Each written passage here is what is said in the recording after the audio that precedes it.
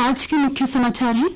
पाकिस्तान से तनाव के बीच नागरिक सुरक्षा के लिए देश में होगी कल मॉक ड्रिल। केंद्र सरकार ने राज्यों को दिए निर्देश। हवाई आक्रमण की स्थिति में चेतावनी सायरन, ब्लैकआउट जैसी पारंपरिक युद्ध तैयारियां परखें। विद्यार्थियों और नागरिकों को बचाव के लिए प्रशिक्षण।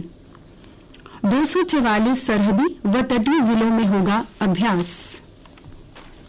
MIGM यानी मल्टी इन्फ्लुएंस ग्राउंड माइन का हुआ सफल परीक्षण। समुद्र में भी दुश्मन की अब खैर नहीं। नौसेना की बढ़ेगी ताकत। DRDO ने बनाई है बारूदी सुरंग। भारत डायनेमिक्स लिमिटेड और अपोलो माइक्रोसिस्टम लिमिटेड इस प्रणाली को विकसित करने में मददगार रहे हैं। यह प्रणाली भारतीय नौसेना की अंडर वाटर वॉरफेयर क्षमताओं को 3 गुना तक बढ़ा सकती है। रूस के राष्ट्रपति व्लादिमीर पुतिन ने कहा कि आतंकवाद के खिलाफ जंग में भारत की हर कार्रवाई को पूरा समर्थन है। पहलगाम हमले को बर्बर बताते हुए पुतिन ने इसकी कड़ी निंदा की और निर्दोष नागरिकों की मौत पर गहरी संवेदना व्यक्त की। वहीं भारत दौरे पर आए जापान के रक्षा मंत्री जनरल नाकातानी ने रक्षा मंत्री राजनाथ सिंह से वार्ता में सभी तरह के आतंकवाद की निंदा की। दोनों नेताओं ने हिंद प्रशांत क्षेत्र में चीन की सैन्य गतिविधियों के मद्देनजर द्विपक्षीय रक्षा संबंध बढ़ाने के तौर तरीके पर भी विचार किया। पाकिस्तान पर सख्त रुख जारी रखते हुए बगलिहार बांध से चेनाब नदी का पानी रोकने के बाद भारत ने अब जम्मू कश्मीर के सलाल बांध के भी सभी गेट बंद कर दिए हैं।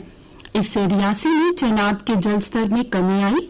सरकार किशनगंगा बांध से झीलम का प्रवाह रोकने के संकेत भी दे चुकी है। सूत्रों ने बताया कि केंद्र सरकार ने बगलिहार व सलाल बांधों की क्षमता बढ़ाने के लिए काम शुरू कर दिया है। जल विद्युत कंपनी NHPC और जम्मू कश्मीर के अधिकारियों ने बृहस्पतिवार को जलाशयों में जमा गाद को निकालने की प्रक्रिया शुरू कर दी। दोनों बांधों के निर्माण के बाद ये कार्य पहली बार किया जा रहा है। अब अंतर्राष्ट्रीय फिल्मों पर 100% टैरिफ लगाएंगे अमेरिकी राष्ट्रपति डोनाल्ड ट्रंप। उन्होंने टैरिफ युद्ध में नया बम दागा है। उन्होंने वैश्विक फिल्म उद्योग को झटका देते हुए ट्रुथ सोशल पर एक पोस्ट में अमेरिका से बाहर बनने वाली फिल्मों पर 100% टैरिफ लगाने की घोषणा की है। ट्रंप ने कहा, हॉलीवुड मर रहा है, इसे बचाना बेहद जरूरी है।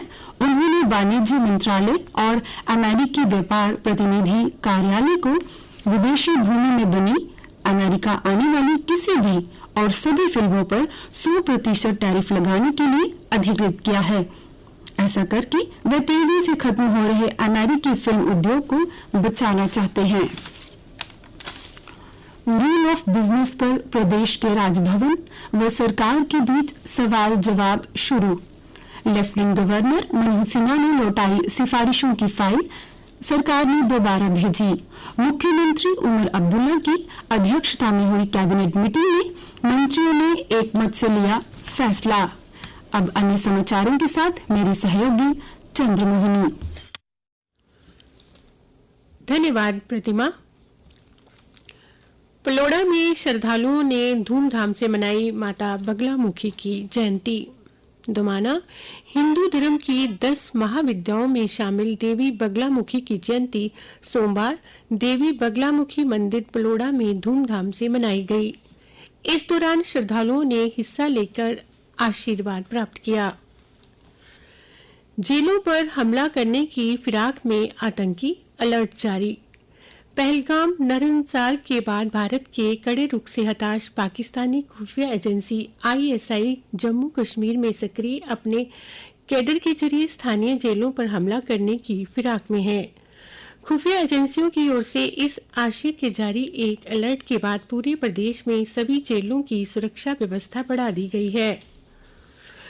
गर्मियों में पक्षियों के लिए छतों पर रखें पानी। डोगरा सदर सभा के अध्यक्ष गुलचैन सिंह चाड़क ने एक कार्यक्रम में लोगों से की अपील। पुंछ में आतंकियों ने छिपा रखी थी 5 IED मंसूबे ध्वस्त।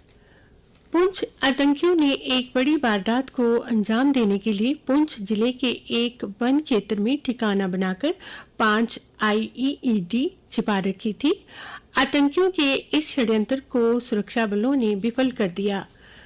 अपने हैंडलरों से बात करने के लिए आतंकियों के 2 वायरलेस सेट भी इस ठिकाने से मिले हैं। केंद्र चाहता है पहलगाम हमले से शासन और विकास पटरी से न उतरे, उमर अब्दुल्ला। जम्मू कश्मीर सरकार ने सोमवार से श्रीनगर में कामकाज शुरू कर दिया है। पहले दिन मुख्यमंत्री उमर अब्दुल्ला ने उच्च स्तरीय समीक्षा बैठक ली। सीएम ने कहा कि केंद्र सरकार शीर्ष स्तर पर ये सुनिश्चित करना चाहती है कि पहलगाम आतंकवादी हमला जम्मू कश्मीर में शासन और विकास की प्रक्रिया को पटरी से न उतारे।